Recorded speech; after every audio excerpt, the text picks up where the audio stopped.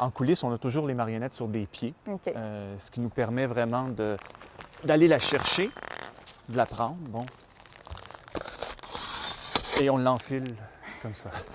Alors C'est vrai là, que c'est haut. oui, c'est ça, c'est vraiment, on travaille toujours au-dessus de notre tête. Alors là, avec ce harnais-là, j'ai les mains libres, ce qui fait que là, je peux vraiment me concentrer sur les mécanismes. Mais il faut connaître chacun des mécanismes par cœur. Ça, tout à fait. Tout à fait. Ça, c'est un apprentissage. Oui. Ça, oui, oui. À chaque fois que... Bon, c'est sûr qu'au fur et à mesure, quand on travaille avec la marionnette géante, il y a des mécanismes qui reviennent de production. Tu sais, on sait que, bon, la bouche de la marionnette, c'est toujours un fil. Je me sens comme un enfant là, à la regarder. Ah, mais- oui, mais moi aussi. Bon, ça, c'est toujours le principe, le même principe. La bouche, on la met soit dans un doigt, puis on manipule. Mais il faut Parce que- vraiment bien connaître le scénario pour savoir quand il parle aussi. Oui, le texte, oui. Ah, oui, tout à fait. Tout à fait. Et depuis plusieurs années, on a maintenant des moniteurs, des petits écouteurs, ce qui nous permet d'avoir la bande sonore directement dans les oreilles, au lieu d'entendre le son ambiant. Ce qui fait qu'on est vraiment très enveloppé et le texte nous habite là, carrément. Et je m'amuse toujours à dire aux spectateurs qui me posent des questions sur le texte, je dis que c'est mon doigt qui connaît le texte. Ouais. Ah Parce que- ouais? ah oui, ça devient vraiment un réflexe. Mon doigt bouge en même temps que la bande Parce que si sonore. on mettait la bande sonore comme ça, assis dans la salle, tu bougerais du doigt automatiquement. Ah oui.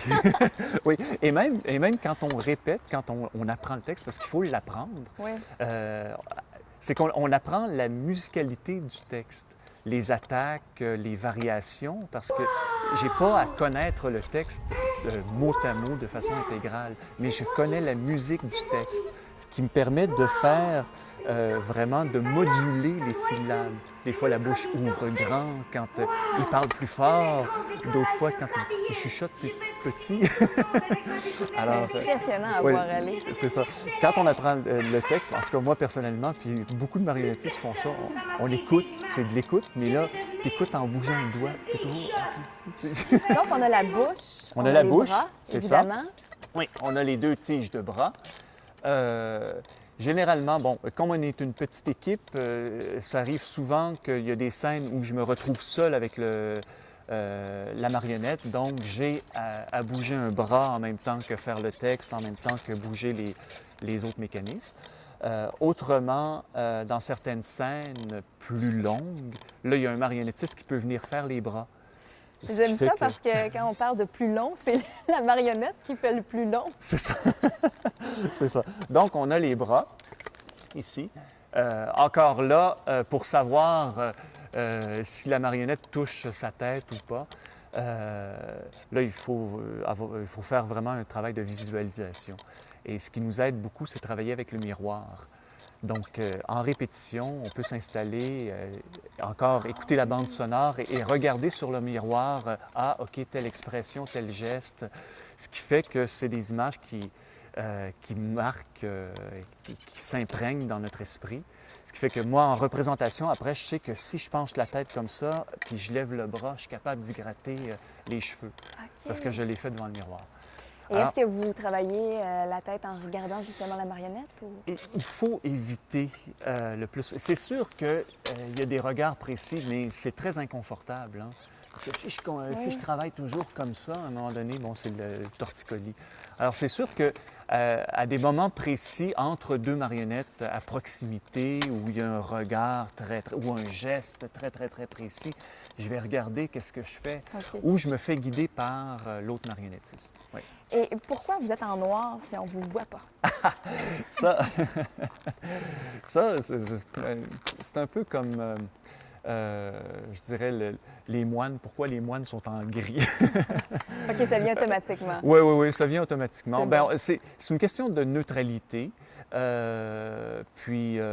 Bon, certains moments, dans certaines productions, il y a eu de la manipulation à vue, ce qui fait que les gens nous voyaient en dessous. Oui. Alors, en noir, c'est neutre, c'est le plus neutre possible, puis on se fait on se fait oublier. Et aussi dans l'histoire de la marionnette, à quelque part, dans plusieurs types de marionnettes, le noir est de mise dans la manipulation à vue, ou si on pense au bunraku, la marionnette japonaise, les marionnettistes sont toujours en noir.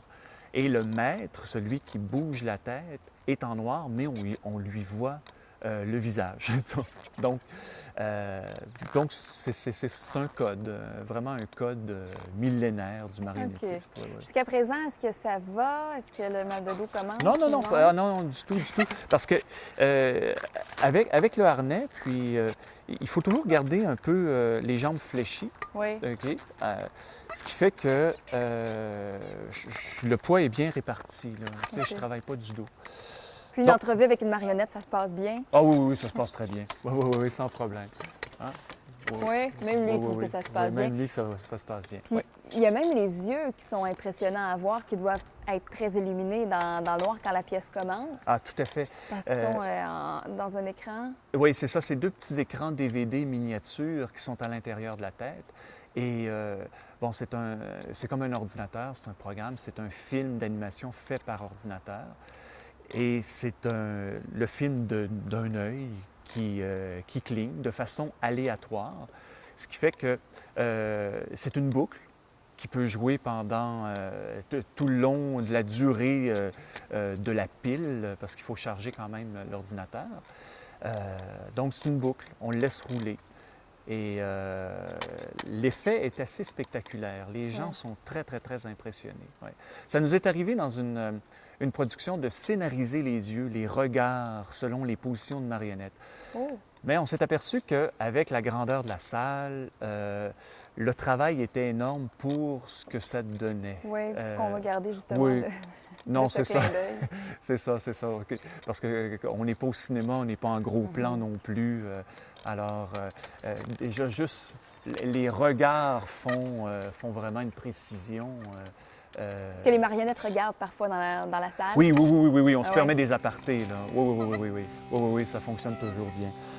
Et pour continuer au niveau des mécanismes, on a ici un bras qui nous permet vraiment une rotation, une très grande flexibilité de la tête. Ça, c'est assez récent. C'est récent de 2 productions. Parce qu'avant, on avait une corde qui faisait haut-bas et une tige qui faisait gauche-droite, ce qui faisait une certaine raideur. Alors là, avec ce bras, on est capable de vraiment aller chercher un mouvement presque humain. C'est impressionnant.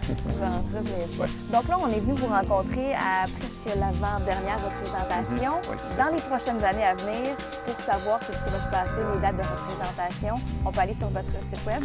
C'est ça, sur le site damedecoeur.com. Il va y avoir les informations sur la nouvelle production et sur les dates, les heures de représentation.